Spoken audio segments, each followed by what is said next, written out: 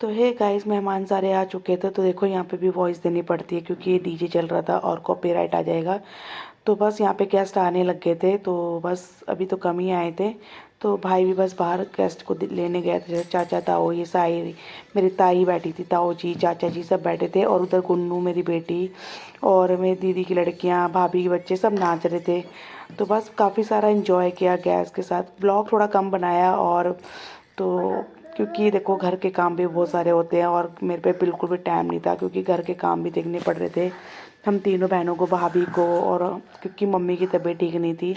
तो बार बार मम्मी की तबीयत भी ख़राब हो रही थी, चक्कर आ रहे थे उनको और शुगर उनका हाई हो रहा था।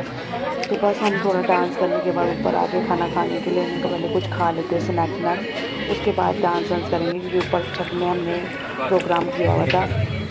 तो टिक्की थे, गोलगप्पे थे, फ्रेंच फ्राइज थे, काफ़ी कुछ था खाने को। कहते हैं ना कि अपनी घर की शादियों में कुछ नहीं खाया जाता और ना इंजॉय कर पाते हैं। तो बस वही सेम काम हुआ, ना अच्छे से इंजॉय कर पाए ना कुछ खा पाए। तो बस, और यहाँ पे देखो मेरी भाभी की लड़की को देखो पैसे उड़ा रहे थे मेरे हस्बैंड, तो उठा उठा के उसको दे रही है गोलू को, भाभी के लड़के को। मैंने उसे बोला कि तू डीजे वाले को दे, और यहाँ मेरे हस्बैंड तो पैसे लुटा रहे थे भैया। उनके पास तो इतने पैसे हैं ना कि बस ऐसे उड़ाए। मैं उनको कह भी रही थी कि आप उड़ाओ मत, ऐसे घुमा के डीजे वाले को दे दो, क्योंकि देखो पैरों पे लगते हैं ना, अच्छा नहीं लगता।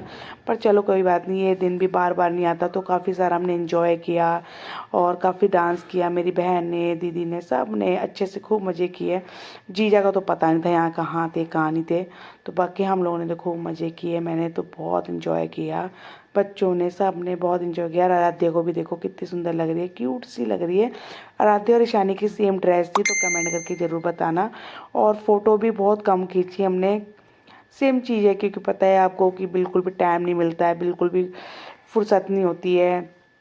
और क्या कहते हैं, तो ब्लॉग तो मैं सोच रही थी कि बनाऊँ नहीं बनाऊँ। ये भी मैंने किसी को फ़ोन दिया था कि शूट कर लेना, क्योंकि मेरे को काम ही इतने बता रखे थे, मेरे को, दीदी को, सबको। तो हमारे पास काम ही इतने थे ना कि फ़ोन मेरे हाथ में था भी नहीं। मैंने कहा थोड़ा बहुत मैं भी नाच लूँ। फिर क्या कहते हैं, डीजे देखो 10 बजे के बाद बंद हो जाता है, फिर हम इंजॉय नहीं कर पाते। और वाकई में हमने डीजे में बहुत कम डांस करा, हम कर ही नहीं पाए, क्योंकि भाई को, मेरे को एक दिन पहले मेहंदी लग गई थी, भाभी को भी लग गई थी, तो बहन रह गई थी, और जिसकी शादी थी उसको भी मेहंदी लगनी थी। तो बस इन्हीं के चक्कर, और फिर बाकी रिश्तेदार भी थे, उन सबके भी मेहंदी लगानी थी, तो सबके मेहंदी लगा रहे थे हम लोग अंदर बैठ के। तो बस मैंने कहा दीदी और को कि चल थोड़ा सा नाच लेते हैं, क्योंकि बार बार हमें वो टाइम नहीं मिलेगा और डीजे भी चले जाएगा, तो फिर उसके बाद हमें ढोल में नाचना पड़ेगा। और गढ़वाली ढोल भी थे, तो उसमें भी काफ़ी सारा हमने इंजॉय किया। तो बस यहाँ पे हम लोग डांस कर रहे थे, आप लोग एंजॉय करना और बहुत सारा प्यार देना, लाइक करना, कमेंट करना, और कमेंट में ज़रूर बताना कि कैसे लग रहे थे हम लोग और कैसे रही शादी और कैसा लगा आपको ब्लॉग। तो प्लीज़ गाइस, बहुत दिनों से ब्लॉग नहीं बनाया, आई नो बुरा लगता है, बट देखो गाइस थोड़ा सा सपोर्ट किया करो, थोड़ा सा बस अच्छा लगेगा। बस यही चाहती हूँ कि आप लोगों का सपोर्ट चाहिए, बस ऐसे ब्लॉग बनाती रहूँगी थोड़े थोड़े। और इस ब्लॉग को भी बहुत सारा प्यार देना, भाई की शादी के लिए जो भी मैंने शूट किया है, जैसे भी किया है, दिल से किया है। और आप लोग इसको बहुत सारा प्यार देना, सपोर्ट देना, अपना लाइक कमेंट से भर देना। और यहाँ पे मम्मी सब ताऊ वो सब नाच रहे थे, तो आप लोग इन्जॉय कीजिए। तो मैं आपको आगे थोड़ी देर में मिलती हूँ, आप लोग इन्जॉय कीजिए ब्लॉग।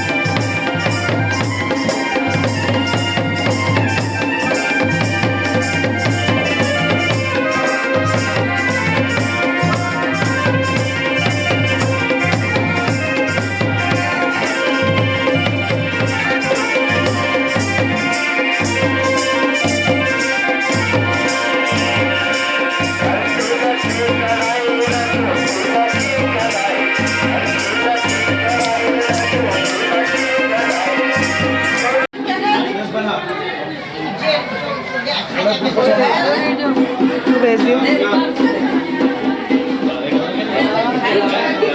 ए इधर देखना एक बारी, ए रूपा रूपा अजू इधर देखना, इधर देख लो, इधर मुझे देखो।